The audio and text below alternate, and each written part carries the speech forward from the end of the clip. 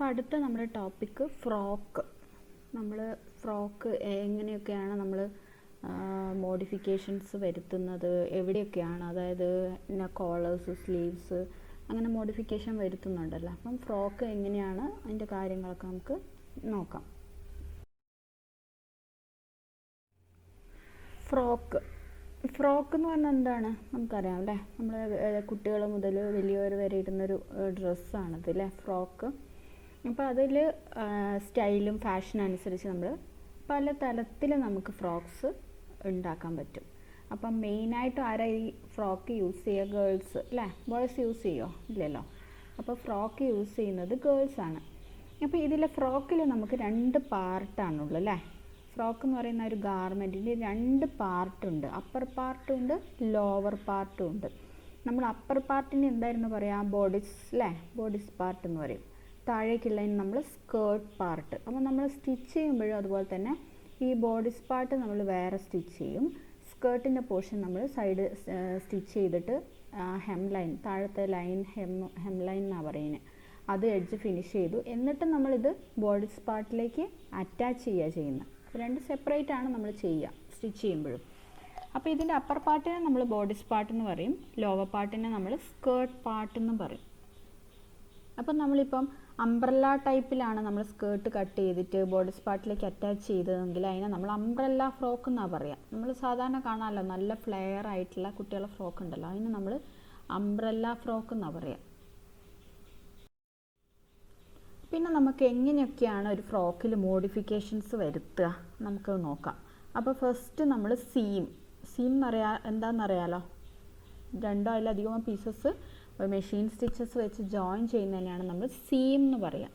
അപ്പോൾ സീമിൽ പല type seems ഉണ്ട്. അപ്പോൾ അത് ഉപയോഗിച്ചിട്ട് നമുക്ക് ഓരോ മോഡിഫിക്കേഷൻസ് വരുത്താം. പിന്നെ സ്ലീവ്സിൽ അല്ലേ, സ്ലീവ് ഒരു വെറൈറ്റി ഓഫ് സ്ലീവ്സ് ഉണ്ട്. നമ്മൾ കുറച്ച് പഠിച്ചിരുന്നു സ്ലീവ്സ്, ടൈപ്സ് ഓഫ് സ്ലീവ്സ്. പിന്നെ ഡാർട്ട്, നമുക്ക് ഡാർട്ട് ഇട്ടിട്ടും, നമുക്ക് നല്ല ഷേപ്പ് വേണേൽ ഡാർട്ട് ഇട്ടിട്ടും ഇല്ലാതെയൊക്കെ നമുക്ക് ഫ്രോക്ക് സ്റ്റിച്ച് ചെയ്യാൻ പറ്റും. പിന്നെ waste line finish, waste line എങ്ങനെയാണോ ഫിനിഷിങ് കൊടുക്കുന്നത് അതിനനുസരിച്ച് ചിലപ്പോൾ നമ്മൾ ഫ്രോക്കിൽ എങ്ങനെയാണ് കെട്ട് വെച്ചിട്ട് വയ്ക്കും. ചിലപ്പോൾ നമ്മൾ ഫ്രോക്ക് സ്റ്റാർട്ട് ചെയ്യുന്നത് ഒരു ബസ്റ്റ് കഴിഞ്ഞിട്ട് അവിടുന്ന് സ്റ്റാർട്ട് ചെയ്യുന്ന ടൈപ്പ് വലിയ ഗൗണൊക്കെ ചെയ്യുന്നതാണില്ല, അതുപോലെ അവിടുന്ന്, അതായത് ബസ്റ്റ് ലൈൻ കഴിഞ്ഞിട്ടുള്ള അവിടുന്ന് നമുക്ക് ഫ്രോക്ക് സ്റ്റാർട്ട് ചെയ്യാം. അപ്പോൾ അവിടെ ഹെം ലൈൻ വരുന്ന പോലെ, അല്ല വേസ്റ്റ് ലൈൻ വരുന്ന പോലെ നമുക്ക് അവിടെ ഫിനിഷിങ് വരും. അല്ലെങ്കിൽ ചിലപ്പം നമ്മുടെ ഹിപ്പിൻ്റെ കുറച്ച് മേളിലായിട്ട് വരുന്ന ടൈപ്പ് വേസ്റ്റ് ലൈൻസ് വരുന്ന പോലത്തെ ഫ്രോക്കുകളുണ്ട്. പിന്നെ നമുക്ക് ഡാർട്ട് ഇട്ടിട്ട് വേസ്റ്റ് ലൈനിൽ ഫിനിഷിങ് വരുത്താം. അങ്ങനെ പലതരത്തിൽ നമുക്ക് വേസ്റ്റ് ലൈനിൽ ഫിനിഷിങ് വരുത്താൻ പറ്റും. പിന്നെ നമ്മൾ ഫ്രോക്കിൽ വരുത്തുന്ന എവിടെയാണ്? കോളേഴ്സ് അല്ലേ. ഡിഫറെൻറ്റ് ടൈപ്സ് കോളേഴ്സ് വെച്ചിട്ട് ഫ്രോക്ക് വെറൈറ്റി ആക്കാം. ഇല്ലെങ്കിൽ കോളേഴ്സ് ഇല്ലാതെ നമ്മൾ നെക്കിൽ കുറേ ചെയ്തിട്ടും ചെയ്യുന്നുണ്ട് കേട്ടോ. അപ്പോൾ നമ്മൾ കോളേഴ്സ്, ഇത്രയും കാര്യങ്ങൾ വെച്ചിട്ട് നമ്മൾ മോഡിഫിക്കേഷൻസ് ചെയ്യുന്നുണ്ട്. അപ്പോൾ അങ്ങനെ നമുക്ക് പ്ലെയിൻ ഫ്രോക്ക് എന്ന് പറഞ്ഞാൽ എങ്ങനെയായിരിക്കും? ബോഡീസ് പാർട്ടിലും പ്രത്യേകിച്ച് ഒന്നും ഉണ്ടാവില്ല. ചിലപ്പം ഡാർട്ട് ഉണ്ടാവും, ചിലപ്പോൾ ഡാർട്ട് ഇല്ലാണ്ടും എടുക്കും. പിന്നെ ഒരു ഗ്യാതേർഡ് ആയിട്ടുള്ള ഒരു സ്കേർട്ടിൻ്റെ ഒരു പോർഷനും ഉണ്ടാവും. ചിലപ്പം കോളേഴ്സ് ഉണ്ടാവും, ചിലപ്പോൾ കോളേഴ്സ് ഇല്ല. അങ്ങനെയാണ് പ്ലെയിൻ ഫ്രോക്കിൽ ഉണ്ടാവുക. പിന്നെ നമുക്ക് പലതരത്തിലുള്ള നെക്ക് ലൈൻസ് വെക്കാം അല്ലേ. ചിലപ്പോൾ നമ്മൾ കോളറൊന്നും വെക്കുന്നില്ല. അപ്പോൾ നെക്ക് ലൈനിൽ നമുക്ക് ഡിഫറെൻറ്റ് ടൈപ്സ് വയ്ക്കാം. നമ്മൾ പഠിച്ചിട്ടുണ്ട് പല ടൈപ്പിലുള്ള neck lines, round, V, square. നമുക്ക് ഇഷ്ടമുള്ള പോലെ ഏത് നെക്ക് ലൈനാണ് വേണ്ടതെന്ന് വെച്ചാൽ നമുക്ക് സെലക്ട് ചെയ്യാം. പിന്നെ നമ്മൾ അധികവും ആ നെക്ക് ലൈൻ്റെ ഫിനിഷിങ്ങിന് ഒക്കെ എന്താ നമ്മൾ ചെയ്യുക? സ്ലീവ് എഡ്ജിൻ്റെ അവിടെയും ബോട്ടം എഡ്ജിലൊക്കെ നമ്മൾ പൈപ്പിങ്ങോ ബൈൻഡിങ്ങോ ഒക്കെ ചെയ്യും.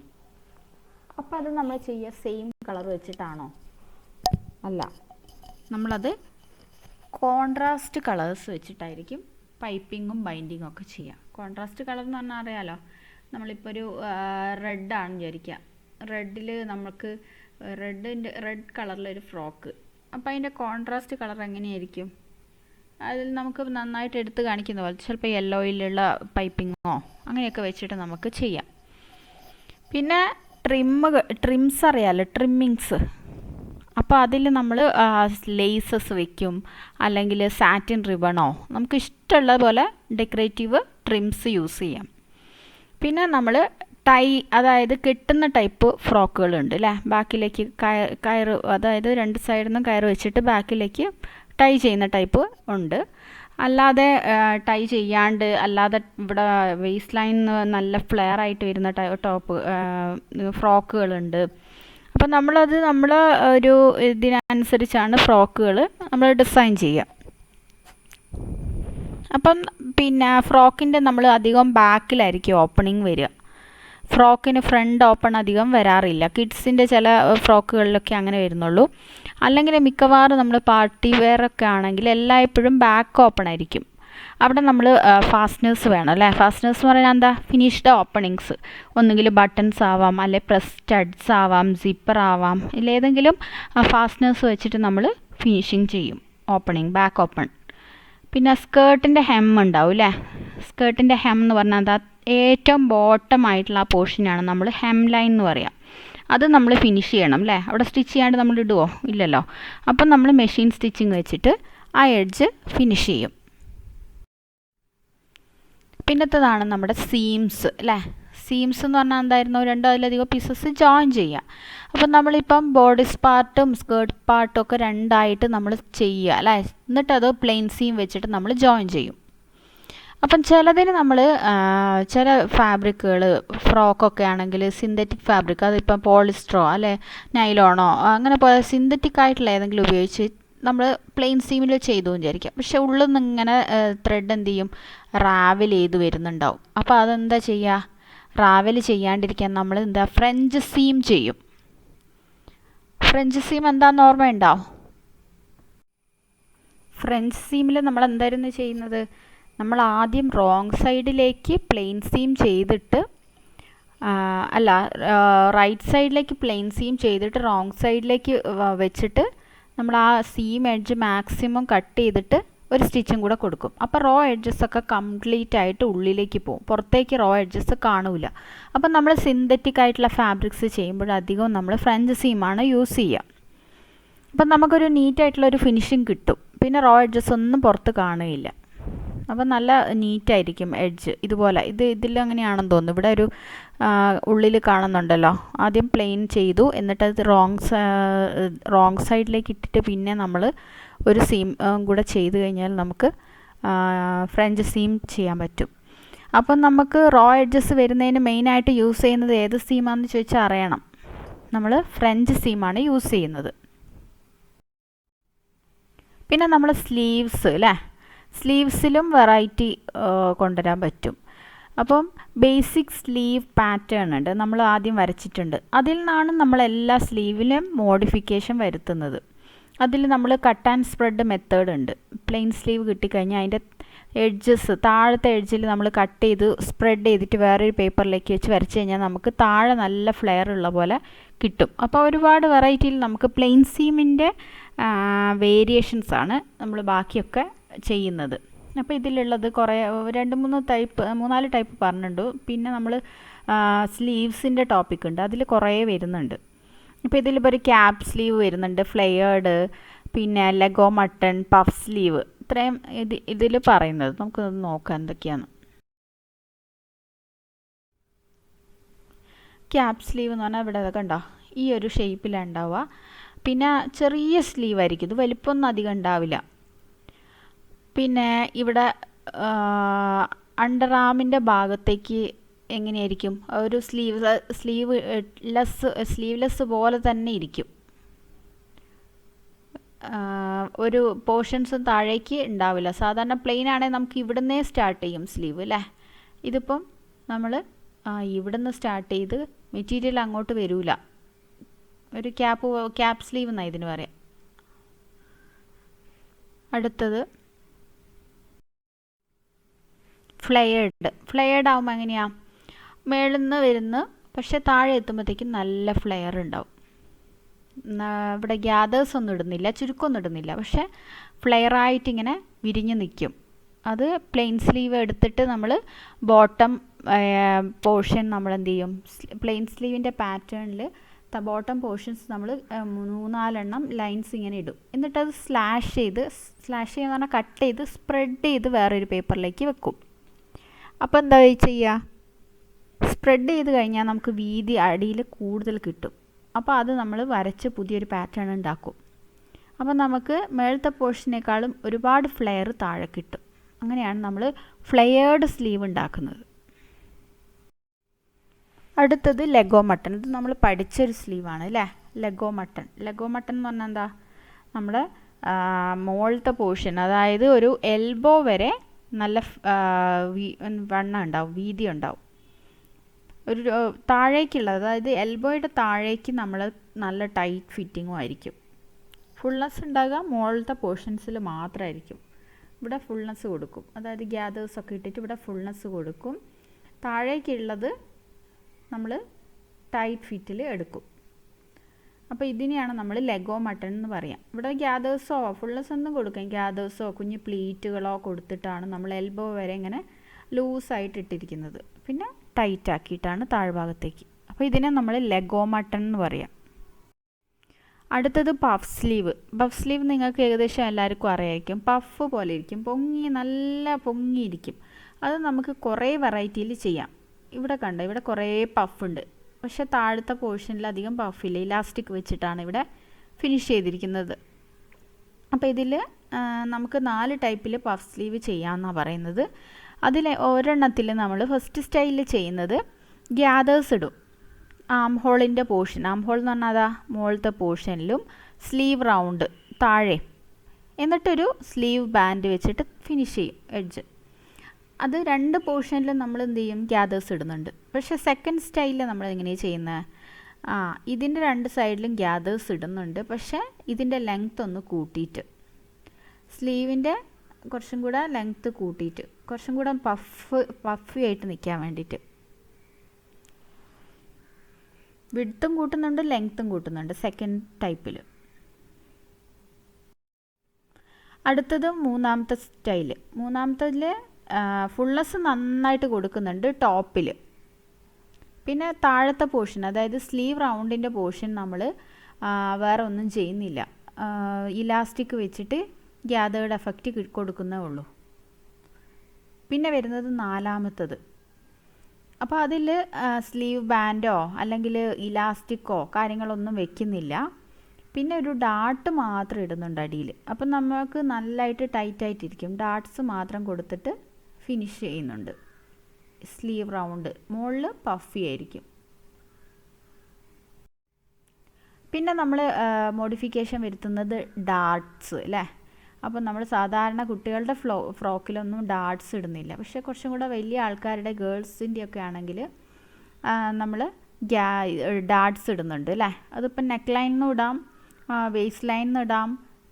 വേസ്റ്റ് ലൈനിൽ ഇടുന്നത് ഇവിടം മുതൽ ബസ് പോയിൻ്റ് മുതൽ ഒരു ഇവിടം വരെ ഉണ്ടാവും കേട്ടോ. കുറച്ച് നീളത്തിലായിട്ട് നമ്മൾ ഷേപ്പ് കിട്ടാൻ വേണ്ടിയിട്ട് ബോഡീസിലാണ് അധികം ഇടുക.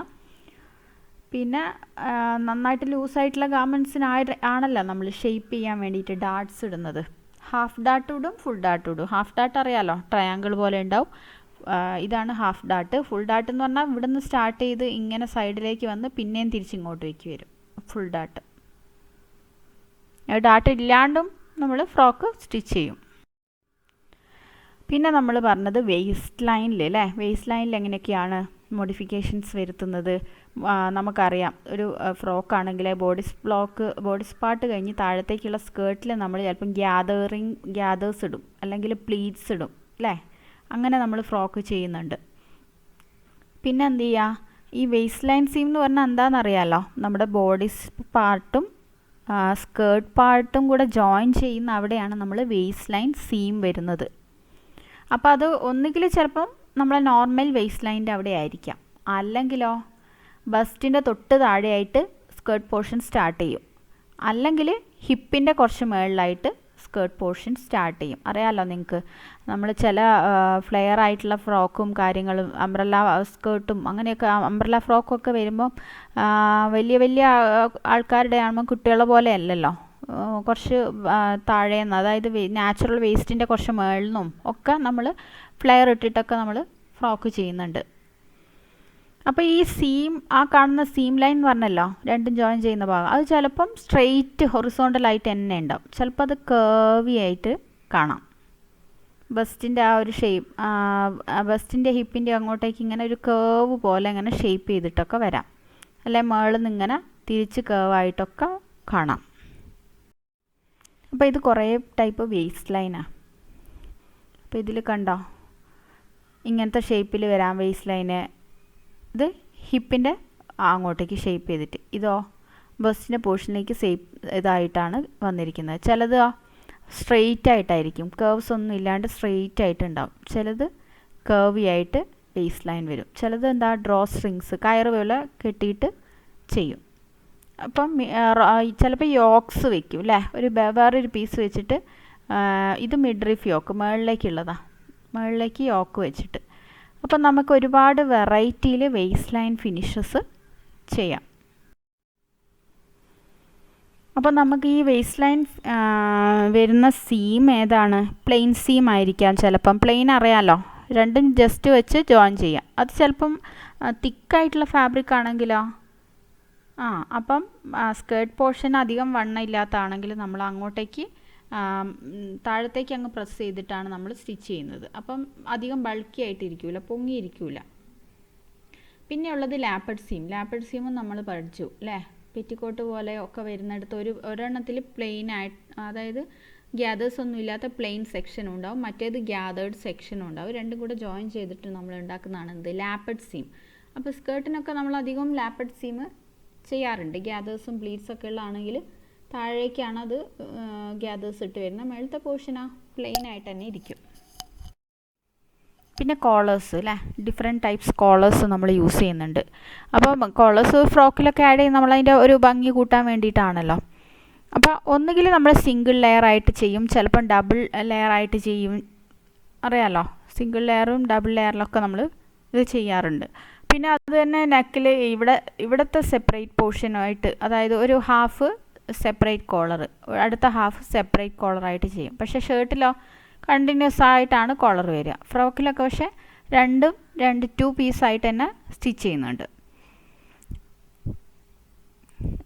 കോളേഴ്സിൻ്റെ മെയിനായിട്ടുള്ള ഒരു എന്താ പറയുക, അതിൻ്റെ ഒരു കണ്ടു കഴിഞ്ഞാൽ നമുക്ക് എങ്ങനെ ഇത് കോളറാണെന്ന് മനസ്സിലാവുക എങ്ങനെ, അത് ഹാങ് ചെയ്ത് കിടക്കുന്നുണ്ടാവും അല്ലേ, അതിൻ്റെ ഒരു ലെയർ ഹാങ് ചെയ്തിട്ട് കിടക്കുന്നുണ്ടാവും.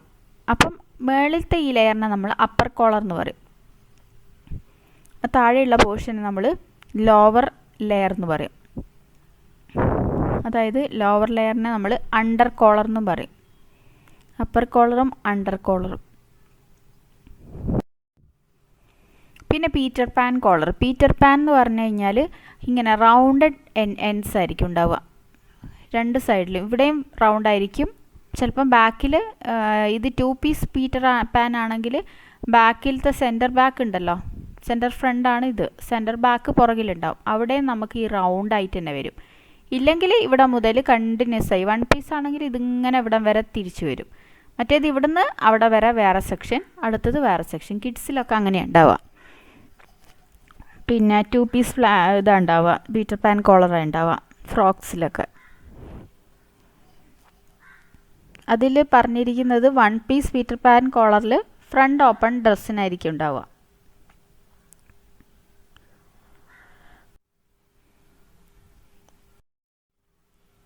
അടുത്തതാണ് ഫ്രിൽഡ് കോളർ. കോളറിൻ്റെ ഫ്രില്ല് പോലെ വെച്ചിട്ട്. അപ്പോൾ ഇതും നമുക്ക് ഇഷ്ടമുള്ള പോലെ ഡിഫറെൻറ്റ് ടൈപ്സിൽ വെക്കാം. ഫ്രിൽഡ് കോളർ തന്നെ പല ടൈപ്പിൽ ഹാങ് ചെയ്ത് താഴേക്ക് ഫ്രിൽസ് താഴെ നിൽക്കുന്ന പോലത്തെയും പല ടൈപ്പിൽ നമ്മൾ കോളറും ചെയ്യാൻ പറ്റും. ചിലപ്പോൾ അവിടെ നമ്മൾ എൻഡ്സൊക്കെ അതിൻ്റെ പൈപ്പിങ്ങോ ഒക്കെ വെച്ചിട്ട് ഫിനിഷ് ചെയ്യുകയും ചെയ്യും. അപ്പോൾ ഇത്രയാണ് നമ്മുടെ ഫ്രോക്ക് എന്താണ്, ഏതൊക്കെ മോഡിഫിക്കേഷൻസ് വരുത്താമെന്നുള്ളത്. ഇത് ജസ്റ്റ് മനസ്സിലാക്കിയാൽ മതി, വലിയൊരു ഇമ്പോർട്ടൻ്റ് ആയിട്ടുള്ളൊരു ടോപ്പിക്കല്ല. Okay, thank you.